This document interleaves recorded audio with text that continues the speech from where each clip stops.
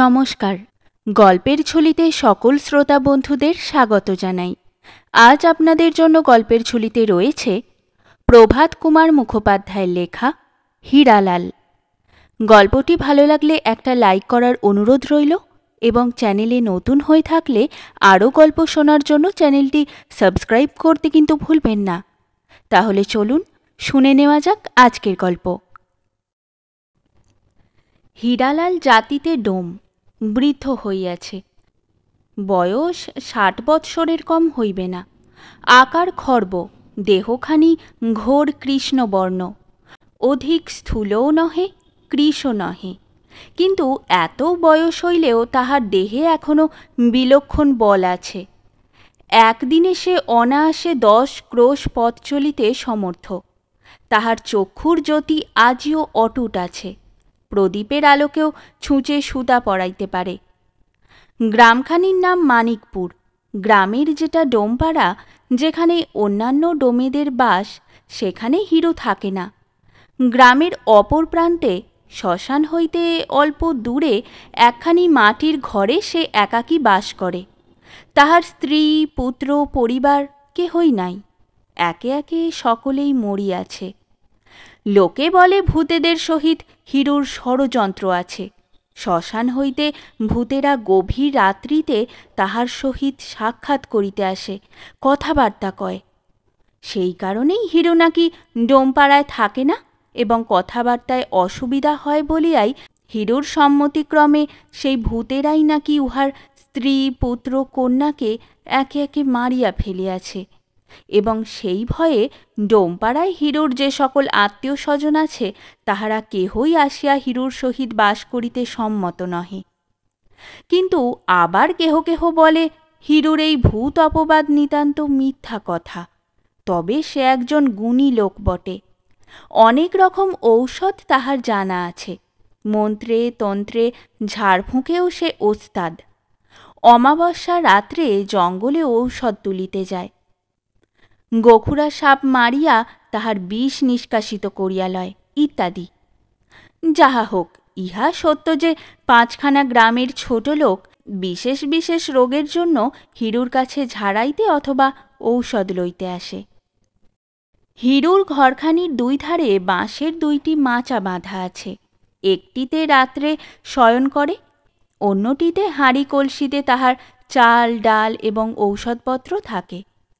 বাহিরের দাওয়ার একদিকে তাহার উনান পাতা আছে, অপরদিকে সে আপন জাতি ধর্ম করে কুলা ডালা ধুচুনি বুনিয়া গ্রামে গিয়া বিক্রয় করিয়া আসে। রাত্রি তখন ১১টা, শ্রাবণ মাস, শুক্লপক্ষের ত্রয়োদশী, কিন্তু আকাশ মেঘাচ্ছন্ন বলিয়া চারিদিক অন্ধকার। মাঝে মাঝে টিপটিপ করিয়া বৃষ্টি হইতেছে, আবার বন্ধ হইয়া যাইতেছে। হিরু ঘরের মধ্যে প্রদীপের আলোয় বসিয়া একটা ধুচুনি বোনা শেষ করিতেছিল। দ্বার খোলা ছিল, প্রদীপের খানিকটা আলো দাওয়ার উপর গিয়া পড়িয়াছিল। হিরু হঠাৎ বাহিরে চাহিয়া দেখিল, স্ত্রীলোকের মতো কাপড় পরা কে একজন মানুষ তাহার দাওয়ায় দাঁড়াইয়া আছে। হিরু জিজ্ঞাসা করিল, কে গা? মানুষটি আস্তে আস্তে ঘরের ভিতরে আসিয়া দাঁড়াইল। পরিধানে একখানি কলকা পেরে বিলাতি শাড়ি, ঘোমটায় মুখখানি ঢাকা। হিরু আবার জিজ্ঞাসা করিল, কে গা তুমি? আগন্তুক আস্তে আস্তে সেখানে বসিল। বসিয়া অতি স্নিগ্ধ স্বরে প্রায় ফিস ফিস করিয়া বলিল, হিরু, তুমি বাবা আমার একটু উপকার করবে? হিরু সবিস্ময়ে বলিল, কি উপকার বলো? স্ত্রীলোকটি পূর্ববৎ নিম্ন স্বরে বলিল, ওই একটা ওষুধ। বলিয়া সে চুপ করিল। হিরু বলিল, কিসের ওষুধ চাই তোমার? কি ব্যারাম হয়েছে? আগন্তুক একটু যেন ইতস্তত করিয়া বলিল, আচ্ছা, তোমার কাছে ২০টিশো থাকে তো? হিরু সন্দেহপূর্ণ তীক্ষ্ণ দৃষ্টিতে সেই বস্তাবৃত মূর্তির প্রাণে চাহিয়া রহিল। শেষে বলিল, বিষ? বিষ কোথা পাবো? কিছু ওষুধ বিষুধ রাখি বটে। তা কিসের ওষুধ চাই তোমার, তাই বলো না। ওষুধ না, বিষই দরকার। কেন আমার সঙ্গে ছলনা করছো হিরু? তোমার কাছে অনেক বিষ আছে, তা আমি জানি। খানিকটা বিষ আমায় দাও, বিশেষ দরকার। হিরু তীক্ষ্ণ স্বরে বলিল। কেন? বিষ নিয়ে তুমি কি করবে? হিরু বিষবৃক্ষ পড়ে নাই, ইহা মনে নিশ্চয় জানিয়া স্ত্রীলোকটি বলিল, ওই শেয়ালের বড় উপদ্রব হয়েছে বুঝেছ। ওই রান্নাঘরের বেড়া ফাঁক করে রোজ রাত্রে শেয়াল ঢোকে, আমার হাঁড়ি খেয়ে যায়। দুটো শেয়াল মরে, এইরকম খানিকটা বিষ তুমি আমায় দিতে পারো? হিরু খানিকক্ষণ চুপ করিয়া রহিল, শেষে বলিল, কেন মিছে কষ্ট করে এই আঁধার রেতে এই জলকাদা ভেঙে এসেছো তুমি? বাড়ি যাও। ওসব কথার মধ্যে আমি কোনোদিন থাকিও নি, আর থাকবোও না। পাঁচখানা গায়ের মধ্যে কোথাও কোনো দুর্ঘটনা হলে তোমরা এসে আমাকে নিয়ে টানাটানি করো কেন বলো দেখি? দুটো ওষুধপালা জানি, তাই পাঁচজনে আমার কাছে আসে। বিষ টিষ রাখিও না, কাউকে দিও না। কেন তোমরা মিছিমিছি আমার সন্দেহ করো বলো তো? রমণী বিস্মিতভাবে বলিল, আমরা সন্দেহ করি? হ্যাঁ, তোমরাই সন্দেহ করো। আর তুমি কে তাও আমি জানি, কি জন্য এসেছো তাও আমি জানি। সভয় কণ্ঠে প্রশ্ন হইল, কে আমি? তুমি পুলিশ, আর তুমি পুরুষ মানুষ, ছিরিলোক সেজে এসেছো। নইলে এই আঁধার রাতে এই শ্মশানের মহড়ায় ছিরিলোকের বাবার সাধ্যি কি সে আসে? রমণী এই কথা শুনিয়া দাঁড়াইয়া উঠিল, নিজ স্বাভাবিক কণ্ঠে বলিল, আমি পুরুষ মানুষ? গলার স্বর শুনে বুঝতে পারছো না আমি পুরুষ কি স্ত্রীলোক? হিরু বিস্মিত হইল। স্ত্রী কণ্ঠস্বরই তো বটে, তাছাড়া স্বরটা যেন হিরুর পরিচিত বলিয়াও বোধ হইল। কার কণ্ঠস্বর তাহাই সে স্মরণ করিতে চেষ্টা করিতেছিল, কিন্তু তাহাকে সংশয়াপন্ন মনে করিয়া স্ত্রীলোকটি বলিল, এখনও সন্দেহ? ঠিক আছে, তবে দেখো। বলিয়া সেই অবগুণ্ঠনবতী যুবতী কম্পিত হস্তে ধীরে ধীরে নিজ বক্ষের বসন সম্পূর্ণ উদ্ঘাটিত করিয়া দিল। নষ্ট প্রকৃতির স্ত্রীলোকের অসাধ্য কর্ম নাই। রাম রাম রাম রাম বলিয়া হিরু মাথাটি হেঁট করিয়া বলিল, মা বসো। রমণী উপবেশন করিল। হিরু বলিল, আজকাল পুলিশের ভারী উপদ্রব হয়েছে কি না? তোমার ঘোমটা দেখে, তোমার ফিসফিস কথা শুনে তাই আমি সন্দেহ করেছিলাম। তুমি জাল মেয়ে মানুষ, আসলে পুলিশের কোনো টিকটিকি। স্ত্রীলোকটি অবগুণ্ঠনের ভিতর হইতে বলিল, এখন তো তোমার সন্দেহ গেল। আমি যা চাই আমায় দাও তবে এবার। এখন আর ফিসফিস করিয়া নহে, রমণী স্বাভাবিক কণ্ঠেই কথা কহিতে লাগিল। হিরু বলিল, তুমি যা চাও তা আমি তোমায় দিতে পারি, কিন্তু এসব জিনিসের দাম খুব বেশি, তা জানো তো? জানি, 50 টাকা আমি এনেছি, এই নাও। বলিয়া নিজ কটিদেশ হইতে একটি গেঁজে খুলিয়া লইল, হিরুর সম্মুখে রাখিয়া বলিল, নাও, গুনে নাও। তোমার শেয়াল মরলে পুলিশ এসে যখন আমায় ধরে নিয়ে যাবে, তখন তো 50 তাদের পুজো দিতেই যাবে। আরও 50 চাই। স্ত্রীলোকটি ক্ষুণ্ণস্বরে বলিল, আরও 50 চাই? আর তো আনিনি, অত বেশি লাগবে তা তো জানতাম না। তা ঠিক আছে, কাল টাকা এনে জিনিস নিয়ে যেও। স্ত্রীলোকটি কাতর কণ্ঠে বলিল, কাল হলে চলবে না হিরু, আজই আমার চাই যে। তাছাড়া কাল আমার আসবার উপায়ও নেই। সে তুমি বুঝো, কিন্তু 100 টাকার কমে এ কাজ আমি পারবো না বাছা, আমার সাফ কথা। রমণী ক্ষণকাল মাত্র কি চিন্তা করিল, তারপর নিজ বাম প্রকোষ্ঠ হইতে স্বর্ণবলয় উন্মোচন করিয়া বলিল, এই নাও, এর দাম 50 টাকার বেশি। দাও, আমার জিনিস দাও। হিরু বালাটি হাতে লইল, প্রদীপের আলোকে ধরিয়া ঘুরাইয়া ফিরাইয়া সেটি পরীক্ষা করিল। তাহার পর গেঁজে হইতে টাকাগুলি খুলিয়া সাবধানী নিঃশব্দে সেগুলি গনিয়া দেখিল ঠিক 50 টাকা আছে। টাকা এবং বালা মাচার উপর শয্যাতলে লুকাইয়া অপর মাচা হইতে একটি হাঁড়ি নামাইয়া লইল। তাহার ভিতর গাছের কতগুলি শুষ্ক শিকড়, কয়েকটা শিশি ও অনেকগুলো ছোট ছোট পুঁটুলি ছিল। একটা শিশি আলোতে ধরিয়া বেশ করিয়া পরীক্ষা করিয়া এক টুকরো ছেঁড়া কাগজের ওপর তাহা উপুর করিল। কাগজে পড়িল কিসের কতকটা গুঁড়া। শিশি ছিপিবদ্ধ করিয়া কাগজের মোড়ক করিয়া রমণীর হাতে দিয়া বলিল, এই নাও, দুধের সঙ্গে মিশিয়ে দিও। এতেই হবে তো? 2টো শেয়াল মরবে? যথেষ্ট হবে। রমণী মোড়ক লইয়া বলিল, এ কি? সেঁকো বিষ, ভয়ানক জোর। যে শেয়ালকে খাওয়াবে 1 ঘন্টার মধ্যে তার শরীরে কলেরার সমস্ত লক্ষণ প্রকাশ পাবে। 2-3 ঘন্টার মধ্যেই শেষ। লোকে মনে করবে সে কলেরা হয়ে মরেছে, বুঝেছ? কলেরা, মনে রেখো। বেশ, বলিয়া রমণী অঞ্চলের কোণে মোড়কটি বাঁধিয়া লইল। বিনা বাক্যব্যয়ে উঠিয়া ধীর পদে বাহির হইয়া গেল। হিরু তখন আলোকটি নিভাইয়া দিল। দাওয়ায় বাহির হইয়া পথের দিকে চাহিয়া রহিল। দেখিল কিছু দূরে শ্বেত বস্ত্রাবৃতা রমণী গ্রামাভিমুখে চলিয়া যাইতেছে। আর কয়েক পদ গিয়া রমণী দাঁড়াইল। নিকটেই একটা বটগাছ ছিল। তাহার ছায়াতল হইতে একজন শ্বেত বস্ত্র পরিহিত মনুষ্যমূর্তি বাহির হইল। ছাতা খোলার মতো খট করিয়া একটা শব্দ হইল। তখন গুড়ি গুড়ি বৃষ্টি পড়িতেছে। উভয় মূর্তি অগ্র পশ্চাৎ ব্যবধানে গ্রামের দিকে চলিল। হিরু আস্তে আস্তে দ্বার বন্ধ করিয়া তাহাতে কুলুপ লাগাইয়া টোকা মাথায় দিয়া পথে নামিয়া নিঃশব্দে সেই শ্বেত বস্ত্র যুগলের অনুসরণ করিল। সেই নিশাচর ও নিশাচরীর অনুসরণে হিরু গ্রামের মধ্যে প্রবেশ করিল।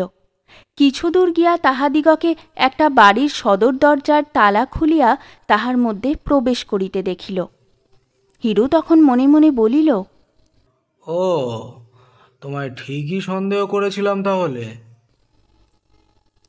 হিরু জানিত ইহা শশী মুখুজ্জের বাড়ি। বুঝিল যুবতী তাহারই পুত্রবধূ নীরদা।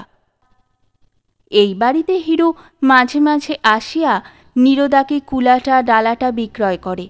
গত 2 বৎসর যাবৎ ইহার স্বামী বিদেশে। হিরু শুনিয়াছিল নীরদার স্বামী শীঘ্র বাড়ি আসিবে। 4 বৎসরের একটি ছেলে মাত্র লইয়া যুবতী একাকিনী এই গৃহে বাস করে। তাহার চরিত্র সম্বন্ধে গ্রামে একটা কানাঘুষা আছে। হিরুও তাহা শুনিয়াছিল, কিন্তু বিশ্বাস করিত না। এবার চাক্ষুষ প্রমাণ পাইয়া আপন মনে সে বলিল, তবে ঠিকই তো বলতো লোকে। যা করছিস করছিস, তার উপর আবার এই, ওরে হারামজাদি। হিরু নিঃশব্দে আপন ঘরে ফিরিয়া আসিয়া পা ধুইয়া এক ছিলিম তামাক সাজিয়া খাইয়া মাচাটির উপর উঠিয়া শয়ন করিয়া অবিলম্বে নিদ্রিত হইয়া পড়িল। পরদিন প্রাতেও আকাশ তেমনই মেঘাচ্ছন্ন। মাঝে মাঝে টিপটিপ করিয়া বৃষ্টি পড়িতেছে। মানিকপুর গ্রামের 2 ক্রোশ দূরে রেলওয়ে স্টেশন। বেলা 7টার সময় পশ্চিম হইতে একখানি প্যাসেঞ্জার গাড়ি আসিয়া স্টেশনে দাঁড়াইল। মানিকপুর গ্রামের শশী মুখুজ্জের পুত্র বিনোদলাল একটি 3য় শ্রেণীর কামরা হইতে ব্যাগ ও ছাতা হস্তে নামিয়া পড়িল। প্ল্যাটফর্মে নামিয়া এদিকে ওদিকে চাহিয়া দেখিল কোনো লোক তাহাকে লইতে আসিয়াছে কিনা। কাহাকেও দেখিতে পাইল না। মনে মনে বলিল, কেই বা আছে যে নিতে আসবে? বাইরে গিয়ে দেখি যদি গরুর গাড়িটারি একখানা পাঠিয়ে থাকে। এই সময় বৃষ্টি আসিল। ছাতাটি খুলিয়া তখন সে টিকিট দিবার ফটকের দিকে অগ্রসর হইল। টিকিটখানা দিয়া বাহির হইয়া দেখিল স্টেশন প্রাঙ্গণে 2খানি গরুর গাড়ি দাঁড়াইয়া আছে, কিন্তু কোনো গাড়ির গাড়োয়ানকে নিজ গ্রামের বলিয়া চিনিতে পারিল না। তথাপি তাহাদের জিজ্ঞাসা করিয়া সন্দেহভঞ্জন করিয়া লইল। তাহারা স্থানীয় গাড়োয়ান, ভাড়া জুটিবার আশায় স্টেশনে আসিয়া দাঁড়াইয়া আছে। বিনোদ একবার ভাবিল একখানা গাড়ি ভাড়া করিয়া লয়। আবার ভাবিল হয়তো একটা টাকা ভাড়া চাহিয়া বসিবে, সে টাকায় ছেলের জন্য গ্রামে প্রবেশ করিয়া এক হাঁড়ি রসগোল্লা কিনিতে পারা যাইবে। রৌদ্র নাই, ঠান্ডায় এই 2 ক্রোশ পথ অতিক্রম করিতে আর কতক্ষণ লাগিবে। পথে কাদা হইয়াছে বটে, তা জুতো জোড়াটা খুলিয়া হাতে করিয়া লইলেই চলিবে। এইরূপ ভাবিয়া বিনোদ স্টেশনের প্রাঙ্গণ পার হইয়া জুতো জোড়াটি হাতে লইয়া নিজ গ্রামের পথ ধরিল। এই বিনোদ লোকটির বয়স এখন 30 বৎসর।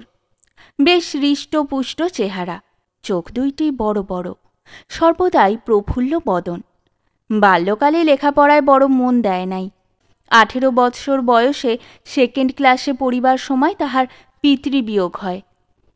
বাজারে পিতার একখানি মণিহারির দোকান ছিল, তাহারাই সংসার চলিত। জমিজমা ছিল, খুব বেশি নয়, তবে সম্বৎসরের ধানটা কলাইটা তাহা হইতে পাওয়া যাইত, কিনিতে হইত না। পিতার মৃত্যুর পর দোকানখানি হাতে পাইয়া বৎসর খানেকের মধ্যেই বিনোদ তাহা লোপাট করিয়া ফেলিল। কিছুদিন ঘরে বসিয়া রহিল, কিন্তু দিন চলে না। সংসারে যদিও 2টি বিধবা মাত্র, মা এবং পিসিমা, তথাপি দিন গুজরান করা কষ্টকর হইল। প্রতিদিনের বাজার খরচ, মা পিসিমার দশমী দ্বাদশীর খরচ, তাহাদের ব্রত পার্বণ, কাপড় চোপড়, নিজের জুতোটা, জামাটা, ছাতাটা, সিগারেটটা, তারপরে জমিদারের খাজনা আছে, এসব আসে কোথা হইতে? এদিকে ছেলে সমত্ত হইল, মা পিসিমা তাহার বিবাহ দিবার জন্য ব্যাকুল হইয়া উঠিলেন। কিন্তু গোত্রহীন নিষ্কর্মা গ্রাম্য যুবককে ভালো মেয়ে কে দিবে? এই অবস্থায় পড়িয়া বিনোদ কলিকাতায় গিয়া অনেক চেষ্টায় একটি সামান্য কেরানিগিরি জোগাড় করিয়া লইল। 5 বৎসর সে চাকরি করিল। ইতিমধ্যে তাহার বিবাহ হইল, বেতনও কিছু বৃদ্ধি হইল। ছেলের বিবাহের বৎসরখানেক পরে মারও বৈধব্য যন্ত্রণা শেষ হইল। একটি নাতির মুখও তিনি দেখিয়া যাইতে পারিলেন না। 20 টাকা বেতনে ঢুকিয়াছিল। 5 বৎসরে যদিও তাহার 30 টাকা বেতন হইয়াছে, তথাপি দুঃখ ঘুচে না। কলিকাতার মেসের খরচ, ট্রাম ভাড়া, বন্ধুবান্ধবের পাল্লায় পড়িয়া মাঝে মাঝে থিয়েটার বায়োস্কোপেও যাইতে হয়। মাসে 2 বার বাড়ি যাওয়া আছে। বাড়ির খরচের জন্য মাসে 5-7 টাকার বেশি আর দিতে পারে না। ছেলেটি হইয়াছে, তার দুধ আছে, খাবার আছে, অসুখ করিলে বিস্কুট বার্লি আছে। 5-7 টাকায় কি করিয়া চলিবে? এই সময় বড়বাজারের অমৃতসর নিবাসী এক সালেব মহাজনের বিনোদের আলাপ হইল। আহার ও বাসস্থান ছাড়া তিনি তাহাকে 40 টাকা বেতনে নিযুক্ত করিয়া অমৃতসরে লইয়া যাইতে চাহিলেন। কাজকর্মে পটুতা দেখাইতে পারিলে ভবিষ্যতে ব্যবসায়ের 2-1 আনার অংশীদারও করিয়া লইবেন ভরসা দিলেন। আশায় লুব্ধ হইয়া কলিকাতার চাকরিতে ইস্তফা দিয়া বিনোদ সেই চাকরি গ্রহণ করিল। বাড়ি গিয়া দিন 10-12 থাকিয়া স্ত্রী পুত্রকে পিসিমার জিম্মায় রাখিয়া 2 বৎসর পূর্বে আষাঢ় মাসে বিনোদ অমৃতসরে চলিয়া গিয়াছিল, আর আজ ফিরিতেছে। অমৃতসরে পৌঁছিবার মাস 2 পরেই পিসিমার মৃত্যু সংবাদ পায়। মাত্র 2 মাসের চাকরি, মনিব ছুটি দিল না, বলিল ইচ্ছা করিলে চাকরি ছাড়িয়া চলিয়া যাইতে পারো। বিনোদ পাড়া প্রতিবেশী, অভিভাবক, স্থানীয়গণকে চিঠি লিখিল। তাহারা এক বাক্যে উত্তর দিলেন, আমরা রহিয়াছি ভাবনা কি, বৌমাকে আগলাইবার জন্য একজন প্রবীণা ঝি রাখিয়া দিব, নিজেরা সর্বদা দেখাশোনা করিব। বিনোদের শ্বশুরবাড়ি গ্রাম হইতে অধিক দূরে নহে, কিন্তু তাহার শ্বশুর শাশুড়ি নাই, শালারাও কেহ জীবিত নাই। বিধবা খুড়শাশুড়ি তাহার নাবালক পুত্রকন্যাগণ সহ সেখানে বাস করেন। তথাপি বিনোদ সেই খুড়শাশুড়িকে পত্র লিখিল। তিনি উত্তর দিলেন, সে কি হয় বাবা, তোমার বাপ পিতামহের ভিটায় সন্ধ্যা পড়িবে না, এ কেমন কথা? নীরদা সেইখানেই এখন থাকুক, পরে তুমি সুবিধা মতো তাহাকে তোমার চাকরি স্থানে লইয়া যাইও। নীরদা অমৃতসরে গেলে বাপ পিতামহের ভিটায় কে সন্ধ্যা দিবে, সে সম্বন্ধে কোনো সদুপায় খুড়িমা কিন্তু নির্দেশ করেন নাই। পাড়া প্রতিবেশীরা নিজেরা যত দেখাশোনা করুন আর না করুন, প্রবীণা ঝি একটি তাহার জোগাড় করিয়া দিয়াছিলেন, কিন্তু মাস 2 পরে নীরদার সহিত ঝগড়া করিয়া সে চলিয়া যায়। একটি ঠিকা ঝি রাখা হইল, সে হাট বাজার করিয়া বাসন মাজিয়া দিয়া চলিয়া যায়। বিনোদ বাড়ি গিয়া স্ত্রীকে লইয়া আসিবে বলিয়া মাঝে মাঝে ছুটি চাহিয়াছিল, কিন্তু গভর্নমেন্টের অফিস তো নহে, মহাজনী কারবার, আজ না কাল, এ মাসে না ও মাসে, এই করিয়া এতদিনের পর তাহারা বিনোদকে 1 মাসের ছুটি দিয়াছিলেন। কে রে, হিরেলাল নাকি? এখনো তুই বেঁচে আছিস? হিরুডোম তাহার দাওয়ায় বসিয়া ডালা বনিতেছিল। চাহিয়া দেখিল ছাতা মাথায়, জুতা ও ব্যাগ হাতে বিনোদ রাস্তায় দাঁড়াইয়া ঐরূপ চিৎকার করিতেছে। হিরুকে নিরুত্তর দেখিয়া বিনোদ রাস্তা হইতে নামিয়া হিরুর কুটিরের দিকে আসিতে আসিতে হাসি মুখে প্রশ্ন করিল, কি রে হিরু, এখনো বেঁচে আছিস? এইবার হিরুর কথা জোগাইল। আছি বই কি দাদা ঠাকুর, এসো দাওয়ায় উঠে এসো, প্রণাম করি। পায়ে যে কাদা রে হিরু।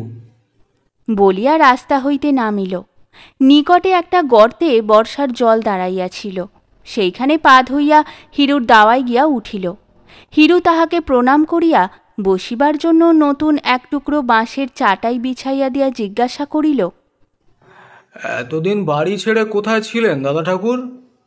এই অমৃতসরে চাকরি করছিলাম রে। কেন, যাবার সময় তো তোকে বলে গিয়েছিলাম। মনিব ছুটি দেয় না, কাজেই আসতে পারিনি। 1 মাসের ছুটি পেয়ে বাড়ি এসেছি।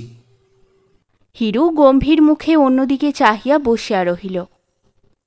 তাহার ভাব দেখিয়া বিনোদ জিজ্ঞাসা করিল, হিরু, তুই মুখখানা অমন হাড়ি করে বসে রয়েছিস কেন? 2 বছর পরে দেখা, একটা কথা করছিস নে? হ্যাঁ রে, আমাদের বাড়িতে কোনো খারাপ খবর আছে নাকি রে? তুই আজকালের মধ্যে আমাদের ওদিকে গিয়েছিলি?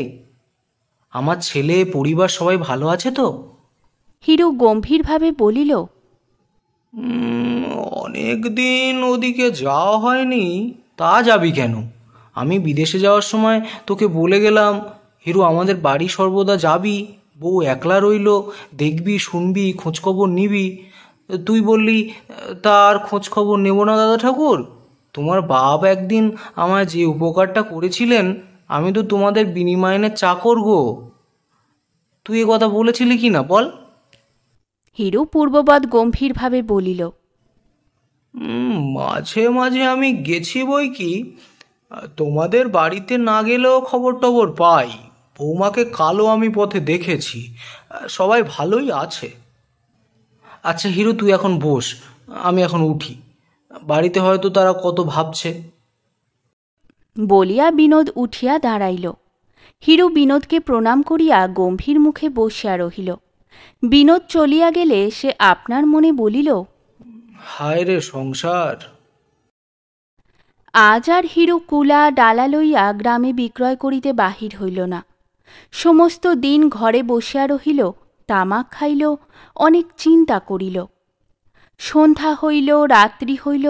যখন প্রায় 12টা, হিরু তখন গত রাত্রে প্রাপ্ত সেই বালা ও টাকা 50টি লইয়া কোমরে বাঁধিয়া ঘর বন্ধ করিয়া আস্তে আস্তে বাহির হইল।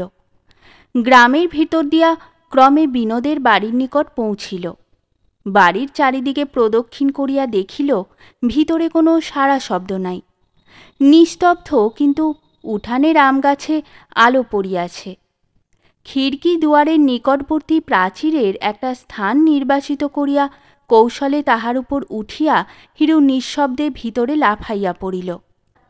ধীরে ধীরে অগ্রসর হইয়া গিয়া দেখিল রান্নাঘরের নিকটে হারিকেন লণ্ঠন মিটিমিটি করিয়া জ্বলিতেছে। হিরু ধীর পদে সম্মুখে গিয়া বলিল, কি দিদি ঠাকুরুন, এখনো ঘুমাওনি? সহসা হিরুর আগমনে নীরদা ভয়ে একেবারে কাঠ হইয়া গেল। কোনো কথাই সে বলিতে পারিল না। হিরু বলিল, ভয় পেয়েছ দিদি ঠাকুরুন?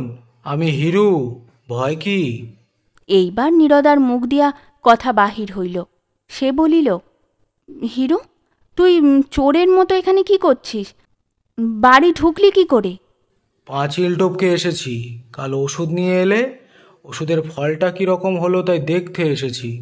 নীরদা বিস্মিত হইবার ভান করিয়া বলিল, ওষুধ? আমি আবার কবে তোর কাছ থেকে ওষুধ আনলাম? কি বলছিস পাগলের মতো? মদ টদ খেয়েছিস নাকি? হিরু একটু উত্তেজিত স্বরে বলিল, ন্যাকামি রাখো না দিদি ঠাকুরুন, আমি সবই জানি। কাল রাতে তোমার গলার স্বর শুনেই আমার সন্দেহ হয়েছিল যে তুমি, তারপর অন্ধকারে পিছু পিছু এসে তোমাকে আর তাকে এই বাড়িতে ঢুকতে তো দেখেই গেলাম। সে যাক, এখন বলো দেখি, যেমন বলে দিয়েছিলাম দুধের সঙ্গে সেই গুঁড়োটা মিশিয়ে দিয়েছো তো? নীরদা দেখিল আর ভণ্ডামি করা নিষ্ফল, বলিল, হ্যাঁ হিরু, খাইয়ে তো দিয়েছিলাম, কিন্তু কই, এখনো তো কিছুই হলো না। দিব্যি তো নাক ডাকিয়ে ঘুমুচ্ছে। হিরু মৃদুস্বরে হাসিয়া বলিল, ঘুমোবেই তো, ওষুধ দিতে আমারই যে একটু ভুল হয়ে গিয়েছিল কি না। নীরদা শঙ্কিতভাবে বলিয়া উঠিল, কেন, কি দিয়েছিস? তুমি বিষ চেয়েছিলে তো? বিষও আমার ছিল, কিন্তু একে বুড়ো মানুষ, তাই রাত্রির কাল বিষের গুঁড়ো না দিয়ে ভুলে ঘুমের ওষুধ দিয়ে ফেলেছিলাম। বলিয়া হিরু ব্যঙ্গভরে আবার হাসিল। নীরদা তীক্ষ্ণ দৃষ্টিতে হিরুর মুখ পানে চাহিল, ক্রোধকম্পিত স্বরে বলিল, তবে তুই আমার সঙ্গে প্রতারণা করেছিস বল? আমাকে ফাঁকি দিয়ে টাকা নিয়েছিস? জোচ্চোর কোথাকার! এই গালি শুনিয়া হিরু রাগিয়া গেল। হ্যালো হারামজাদি শয়তানি নচ্ছাড়ানি, হ্যাঁ, তোকে ফাঁকি দিয়েই তো টাকা নিয়েছি। এখন আমি সেজন্য এসেছি, তা বলি শোন। নে, তোর গয়না কাপড় বাক্স থেকে বের করে পুটুলি বেঁধে নে, তোকে আজ রাত্রেই কলকাতায় যেতে হবে। নীরদা বিস্মিত হইয়া বলিল, কলকাতায়? কলকাতায় আমি যাব কেন? হিরু ক্রোধকম্পিত স্বরে বলিল, কলকাতায় যাবি নে? তো কি এখানে থেকে স্বামী হত্যে ব্রহ্ম হত্যে করবি হতভাগী? নে, কাপড় চোপড় গুছিয়ে নে, ভোর 3টে গাড়ি। আমি তোকে স্টেশনে পৌঁছে দিয়ে টিকিট কেটে গাড়িতে বসিয়ে দিয়ে চলে আসব। নীরদা কয়েক মুহূর্ত স্তব্ধ হইয়া রহিল, পরে বলিল, হিরেলাল, তোমার আস্পর্ধা তো কম নয়। আমায় হুকুম করছিস? আমি যদি কলকাতায় না যাই? না যাস? এখনই বিনোদ দাদা ঠাকুরকে জাগিয়ে সব কথা তাকে বলে, তাতে আমাতে দুজনে মিলে তোকে খুন করে উঠোনে গর্ত খুঁড়ে পুঁতে ফেলব।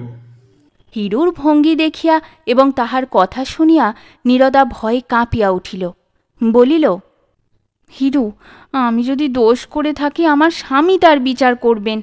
তিনি যদি আমায় ত্যাগ করেন তখন আমি কলকাতায় যাব, যেখানে হয় সেখানেই যাব। তুমি কেন এর মধ্যে? আহা নিকু, স্বামী তোমার বিচার করবেন?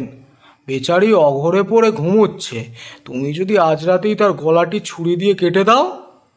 যে বিষ খাওয়াতে পারে সে কি আর গলা কাটতে পারে না? ওসব কথা আমি শুনবো না। ভোর 3টের গাড়িতে তোমায় যেতেই হবে কলকাতা। না যদি রাজি থাকো বলো, আমি শোরগোল শুরু করে দিই। নীরদা আর দাঁড়াইয়া থাকিতে পারিল না, তাহার শরীর অবশ হইয়া আসিতেছিল। সে ধপ করিয়া সেখানে বসিয়া পড়িল, প্রায় কাঁদিতে কাঁদিতে বলিল, কিন্তু হিরু, কলকাতায় যে আমায় যেতে বলছো, সেখানে গিয়ে আমি খাবো কি? তোমাদের দলের লোক সেখানে ঢের আছে, তারা যেমন করে খায় তুমিও সেই রকম করে খাবে। কিন্তু হিরু, আমি যে কলকাতায় কখনো যাইনি, কাউকে চিনি নে, আমি কি করে সেখানে যাব? কি করে কি করব? বলিয়া নীরদা চোখে আঁচল দিল। কথাটা শুনিয়া হিরু একটুখানি ভাবিল, শেষে বলিল, হ্যাঁ তা বটে। আচ্ছা চলো, আমি নিজেই তোমার সঙ্গে করে রেখে আসব। রামবাগানে যে ডোমপাড়া আছে, সেই ডোমপাড়ায় আমাদের কজন আত্মীয় লোক থাকে, তাদের ধরে তোমার একটা ঠাঁই ঠিকানা করে দিয়ে আমি আসব। নীরদা দেখিল হিরু দৃঢ় প্রতিজ্ঞ, তাহার হাত হইতে নিস্তারের কোনো আশাই নাই। তখন সে বলিল, আচ্ছা, তাই চলো তবে। তোমার স্বামীকে যা ঘুমের ওষুধ দিয়েছি, সে ঘুম সহজে এখন ভাঙবে না। কাল 8টা-9টা পর্যন্ত খুব ঘুমোবে। তোমার কোনো ভয় নেই, তুমি স্বাচ্ছন্দ্যে তোমার ঘরে গিয়ে তোমার কাপড় চোপড় গয়নাগাটি সব বের করে নাও গে। আমি কিন্তু ওই বারান্দায় দাঁড়িয়ে থাকবো। কেন? পাছে তুমি তোমার স্বামীর গায়ে হাত দাও কি পালাও। নীরদা আর দ্বিরুক্তি না করিয়া উঠিয়া গেল। হিরু তাহার পশ্চাৎ পশ্চাৎ গিয়া বারান্দায় উঠিয়া ঠিক দরজা আগলাইয়া দাঁড়াইয়া রহিল।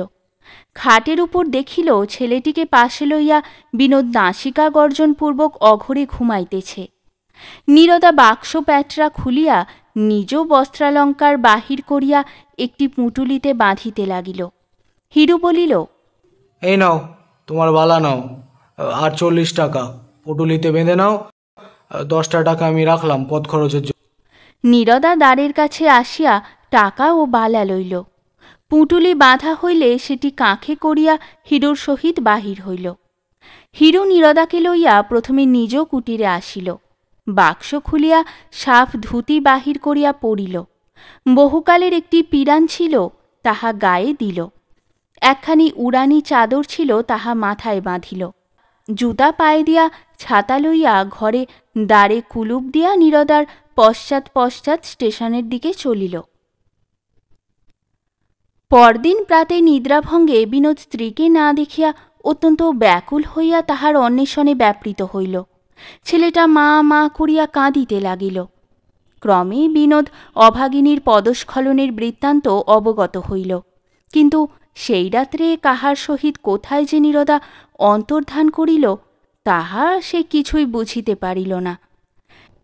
এই ঘটনার পর গ্রামে আর বাস করা অসম্ভব বিবেচনা করিয়া বাস্তু ভিটা ও জমিজমাগুলো আধা করিতে বিক্রয় করিয়া ফেলিয়া ছুটি অন্তে ছেলেটিকে লইয়া বিনোদ অমৃতসরে চলিয়া গেল। সেখানে পৌঁছিয়া বন্ধুবান্ধবের নিকট স্ত্রীর মৃত্যু সংবাদ প্রচার করিল। ছেলেটির কষ্ট দেখিয়া পরবর্তী অগ্রহায়ণ মাসেই অমৃতসর প্রবাসী একজন সৎ ব্রাহ্মণ বাঙালির কন্যাকে সে বিবাহ করিল। তদবধি বিনোদ সেইখানেই বাস করিতেছে।